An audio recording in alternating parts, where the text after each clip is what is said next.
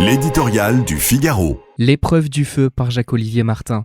On voit d'abord les soldats du feu épuisés mais debout, lutter jour et nuit là où les flammes dévorent les hectares au rythme du vent. Derrière les pompiers, les agriculteurs ravitaillent les camions, apportent des tonnes d'eau, prêtent leurs engins. Plus loin, des maisons ou des gymnases s'ouvrent pour accueillir les évacués. Des commerçants offrent des repas.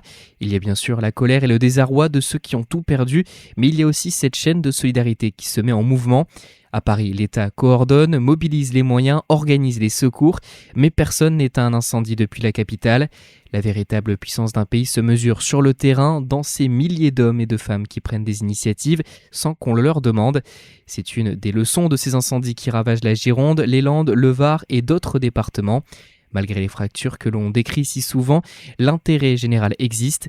C'est une force précieuse, le ferment d'une société qui ne se résume pas à l'addition des intérêts particuliers, mais repose aussi sur le devoir que chacun se reconnaît envers les autres. Trop souvent, les pouvoirs publics et les législateurs découragent ceux qu'ils devraient soutenir à coups d'interdits, de règles et de normes, jusqu'à produire des injonctions contradictoires. Ici, il faudrait débroussailler pour prévenir les incendies. Là, une autre règle vient d'interdire ce même débroussaillage au nom de la biodiversité. À force de vouloir tout contrôler, de ne jurer que par l'assistanat, on finit par décourager ceux qui veulent agir. N'est-il pas temps d'inverser cette logique, de faire confiance avant de contraindre, d'encourager avant d'assister, de responsabiliser plutôt que de tenir chacun par la main ? La France est trop gouvernée, voilà le mal, écrivait Frédéric Bastiat.